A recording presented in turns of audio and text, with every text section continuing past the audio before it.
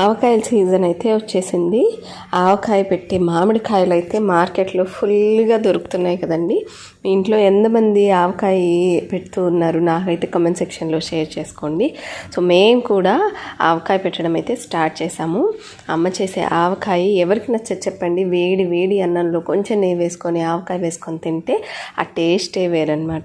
So మాకైతే మా form హౌస్లో మామిడి చెట్టు ఒకటైతే ఉంటే మా చెట్టు కాయలనైతే మామిడికాయలనైతే తీసుకొని వచ్చాము. సో వీటినైతే ఫస్ట్ నీట్గా వాష్ చేసుకొని కొంచెం కూడా తడి లేకుండా ఒక డ్రై క్లాత్ మీద వేసేసి ఫస్ట్ ఫ్యాన్ వేసేసి ఆరబెట్టుకోవాలన్నమాట. కొంచెం అంటే కొంచెం కూడా తడి ఉండకూడదు, ఎందుకంటే ఇది సంవత్సరం రోజులు నిల్వ ఉండే పచ్చడి కదా. కొంచెం తడి ఉన్న బూజు వచ్చేస్తుంది అనమాట. సో ఇలా నీట్గా ఆరిపోయిన మామిడికాయలను అయితే ఇక మనము ముక్కలు కొట్టించుకోవాలి. సో మేమైతే ఇక్కడ ఇలాగ మా ఊర్లో వేరే వాళ్ళు ముక్కలు కొడుతుంటే ఆ ముక్కలు కొట్టించుకుంటూ ఉన్నానన్నమాట. సో ఈ కొట్టిన ముక్కలన్నిటినీ నీట్గా వచ్చేసి ఒక ప్లేట్లో అయితే తీసుకున్నాను. అలాగే ఆవు పిండి, మెంతి పిండి కూడా అయితే మనమైతే రెడీ చేసుకొని పెట్టుకోవాలి. సో మేమైతే ఈ సైజు ముక్కలుగా అయితే ఫస్ట్ కట్ చేయించుకున్నాము. సో ఆవకాయ పెట్టడం రాని వాళ్ళు కూడా ఈజీగా కొలతల ప్రకారం అయితే బాగా అర్థమవుతుందని ఇలాగా వేయింగ్ మిషన్లో వేసి చూపిస్తున్నాను అనమాట. సో ఫస్ట్ వేయింగ్ మిషన్లో ఒక 600 గ్రామ్స్ వరకు తీసుకున్నాము. సో మా మమ్మీ ఇలాగా కేజీలు గ్రామ్స్ ప్రకారం పెట్టదు. ఆవకాయ వీసలు లెక్కన పెడుతుంది అనమాట. ఒక వీస అంటే 1400 గ్రామ్స్ అని అమ్మ చెప్తూ ఉంటుంది. సో మేమైతే ఒక 1400 గ్రామ్స్కి ఇప్పుడు నేను మీకు కొలత చూపిస్తున్నాను.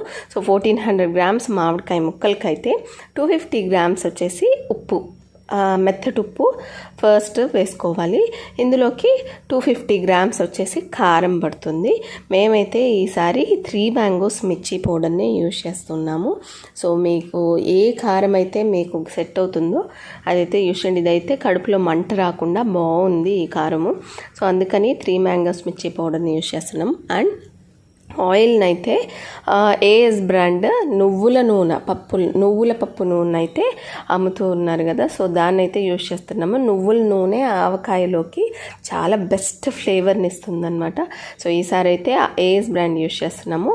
అలాగే ఆవు పిండి, మెంతిపిండి కూడా 1 కప్పు. ఆవపిండి, మెంతిపిండి వేసేటప్పుడే అమ్మ ఏం చేస్తుందంటే దాంట్లోనే కొన్ని తెల్లగడ్డలు కూడా వేసి పల్స్ చేస్తుందన్నమాట. సో తెల్లగడ్డలు విడిగా వేయకుండా ఆవపిండి, మెంతిపిండిలోనే 1 కప్పు వేసేసి తర్వాత ఏఎస్ బ్రాండ్ నువ్వుల నూనె అయితే 1.5 కప్ వరకు వేస్తున్నాం. సో ఒక వీసకి కొలతలు అనమాట ఇవి. 1400 గ్రామ్స్ మామిడి బత్తలకి 250 గ్రామ్స్ ఉప్పు, 250 గ్రామ్స్ కారం, 250 గ్రామ్స్ ఆవపిండి, మెంతిపిండి, తెల్లగడ్డ 3 మిక్స్ చేసినవి.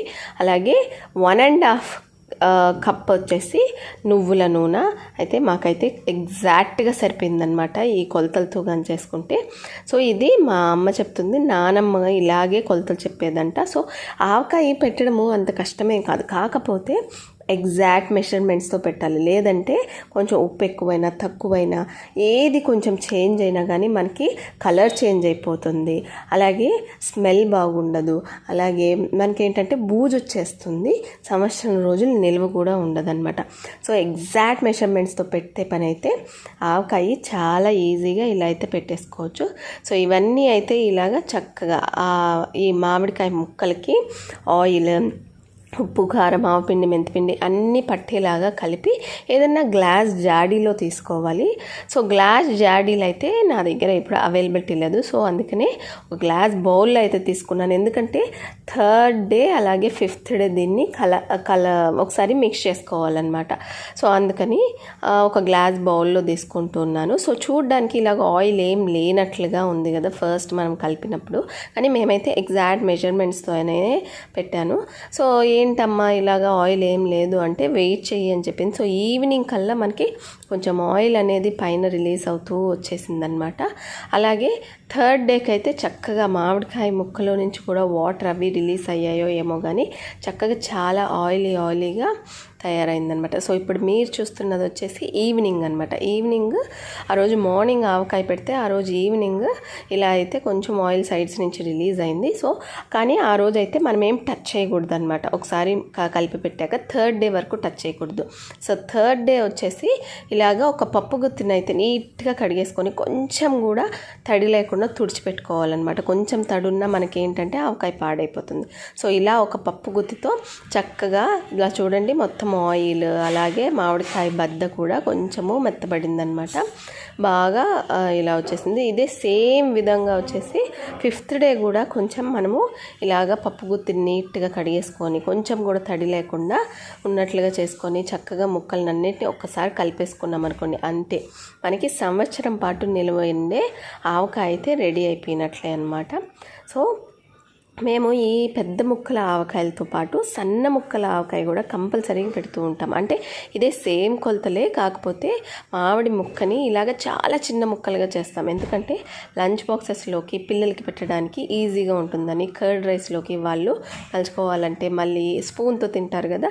సో ఇలా చిన్న ముక్కలు అయితే వాళ్ళు ఈజీగా నలుచుకొని తినడానికి బాగుంటుందని ఇలాగ సన్న ముక్కల పచ్చడి కూడా ఒక వీస పెడతామన్నమాట. చెప్పాను కదా, మేము కేజీ లెక్క కాదు వీసల లెక్కే ఆవకాయ పెడతాం.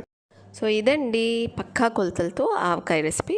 మీకు నచ్చుంటే లైక్ చేయండి, షేర్ చేయండి, సబ్స్క్రైబ్ చేయండి.